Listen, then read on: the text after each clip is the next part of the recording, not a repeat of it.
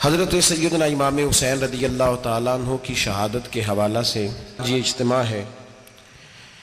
امت مسلمہ کچھ آزمائشوں کا شکار ہے، کچھ ہمارے ذہن اس طرح کے ہو گئے، عام آدمی سے لے کر بڑے آدمی تک کہ کوئی بات بڑی جلدی ہمارا ذہن قبول ہی نہیں کرتا۔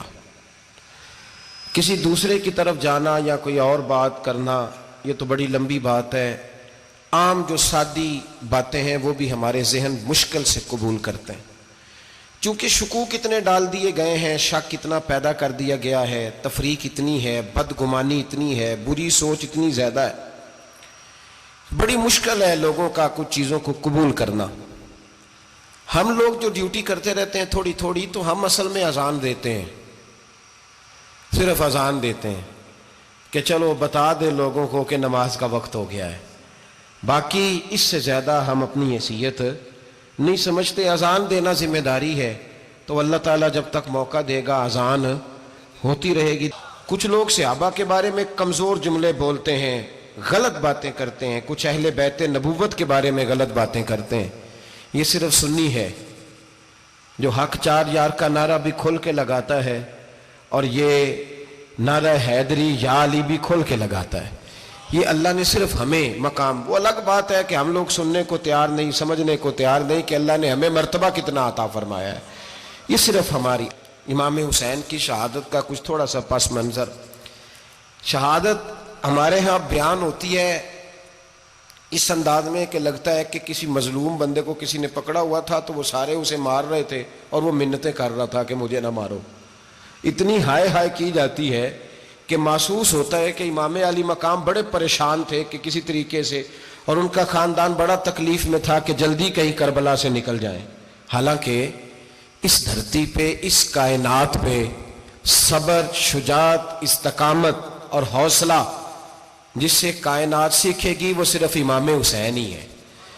اتنے بڑے صابر آدمی کے بارے میں اس طرح کا رویہ اختیار کرنا کہ وہ تو گویا اس طرح کر رہے تھے کہ بس کسی طریقے سے میری تو یہ امام حسین کی مظلومیت سنا کے لوگوں کو اس طرح کا کر دیا جاتا ہے، یہ انداز بتایا جاتا ہے کہ شاید واقعہ کربلا رونے دھونے کا نام ہے، حالانکہ بات یہ نہیں ہے۔ یزید کی لشکر جو امام حسین کے مقابلے میں آیا، امام حسین کے لشکر کی تعداد 72 تھی، تو یزید نے 22,000 آدمی، مجھے بتائیے 72 کا 22,000 سے کو مقابلہ ہوتا ہے؟ بولیے۔ عمر بن سعد نے پھر عبید اللہ ابن زیاد کو لکھا کہ 22,000 بندے تھوڑے ہیں، کچھ بندے زیادہ بھیج۔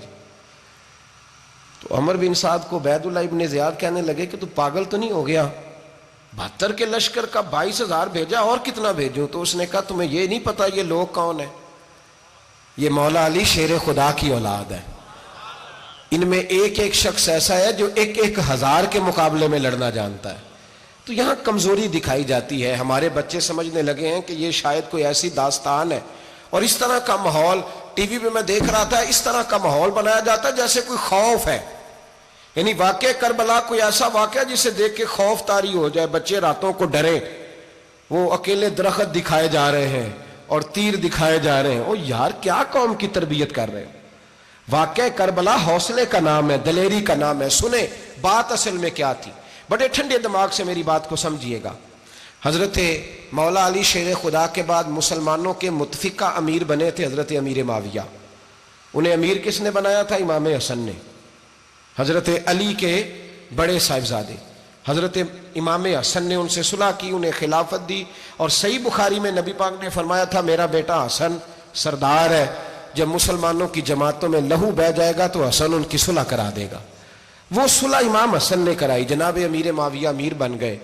حضرت امیر معاویہ رضی اللہ تعالیٰ عنہ بڑا پیار کرتے تھے نبی پاک سے، بڑا احترام کرتے تھے حضور کے خاندان کا۔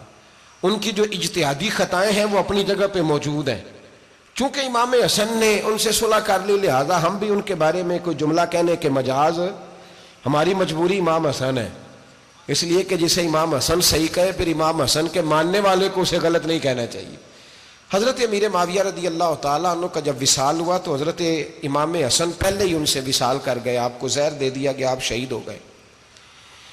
امام حسین موجود تھے، تو یزید کے بارے میں لوگوں نے کہا جناب امیر معاویہ سے کہ یہ ٹھیک ہے، مناسب ہے، اور بہادر ہے، دلیر ہے. وہ جو ہوتے ہیں نا خوش آمدی ٹولہ، ہمارے ملک میں جو اچھی خوشامد کرے اسے اچھی وزارت ملتی ہے، اچھی وزارت اسے دیتے ہیں. جو ذرا صحیح بدتمیز بھی ہو اور صحیح وکالت کرنے والا اسے وزارت صحیح دیتے ہیں.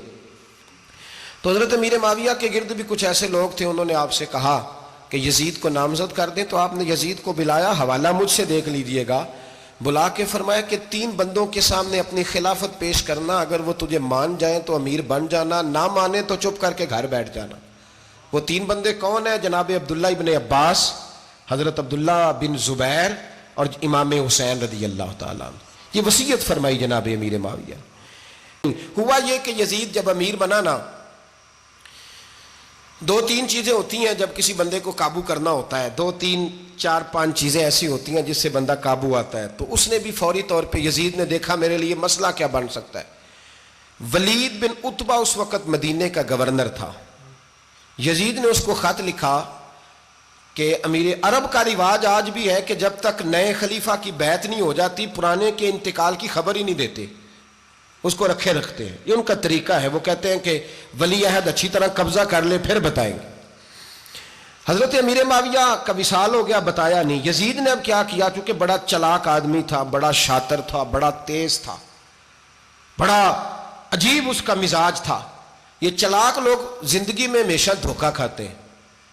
چلاکیاں انسان کو گراتی ہیں اور اتنا منہ چھیل جاتا ہے کہ منہ پہچانا ہی نہیں جاتا. بندہ اپنے آپ کو رب رسول کے حوالے کر دے تو اللہ بڑی بہترین جزائیں عطا کرتا ہے. یہ لوگ تیزی دکھاتے ہیں بعض. تو یزید بھی تیزی دکھانے والا تھا. اس نے ولید کو خط لکھا کہنے لگا کہ فوری طور پہ عبداللہ ابن عباس کو بلاؤ اور اسے کہو میری بیعت کریں. یہ جو بیعت ہوتی تھی نا، یہ بھی سن لے کیا ہوتی تھی. یہ بیعت حلف ہوتا تھا. حلف کہ میں اللہ رسول کے نام پہ حلف دیتا ہوں کہ میں یزید کی اطاعت کروں گا، میں اس کے خلاف کوئی بغاوت نہیں کروں گا. یہ بیعت لوگ سمجھتے ہیں کہ بس ہاتھ پکڑنے کا نام بیعت تھا.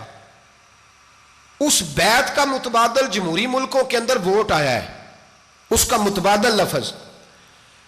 تو کہا بیعت کرے. حضرت عبداللہ ابن عباس کو بھی بلاؤ، عبداللہ بن زبیر کو بھی بلاؤ، امام حسین کو بھی بلاؤ. امام حسین آدھی رات کے وقت بیٹھے تھے مسجد نبوی میں، چونکہ 5 نمازوں کی آپ امامت کرتے تھے. ہن اللہ خیر کرے جڑا نماز پڑھائے ہو مولوی تو جڑا ٹل پائے ہو پیر، جڑا مہینہ نہ نہائے چھوٹا پیر تو جڑا 6 مہینے نہ نہائے ہو بڑا پیر.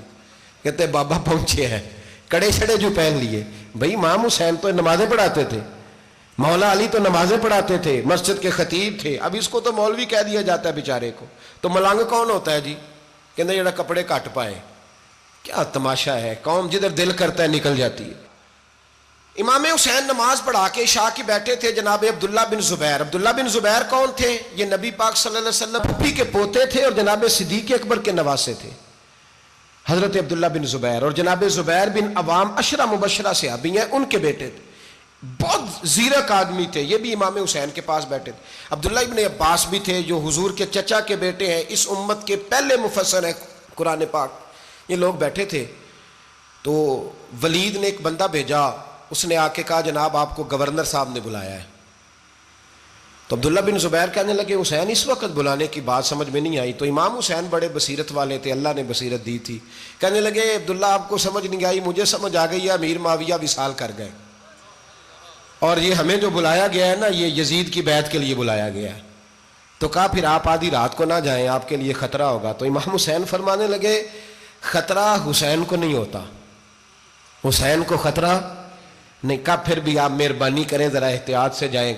تو جناب عبداللہ ابن زبیر نے، عبداللہ ابن عباس نے 14 بندے نیزے دے کے، تلواریں دے کے امام حسین کے ساتھ بھیجے اور کہا کہ امام حسین اگر اس نے کوئی غلط ملت بات کی نا، زبردستی بیعت کرنے کا کہا، تو آپ بس کوئی ایک بات اونچی آواز میں کر دینا، یہ سپاہی پیچھے آ جائیں گے.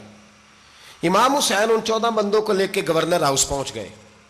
جب آپ وہاں پہنچے اس نے بتایا، اس نے کہا جی حضرت امیر معاویہ انتقال کر گئے اور آپ نے یزید کی بیعت کرنی ہے. تو امام حسین فرمانے لگے میں چھپ کے بیعت نہیں کروں گا. مجمع لگاؤ، جمعے والے دن اعلان کرو. جو طریقہ ہے حضرت ابوبکر صدیق کا، جو طریقہ ہے حضرت عمر فاروق کا، جو انداز حضرت عثمان غنی کا ہے، جو مولا علی کا ہے، سر عام اعلان کرو.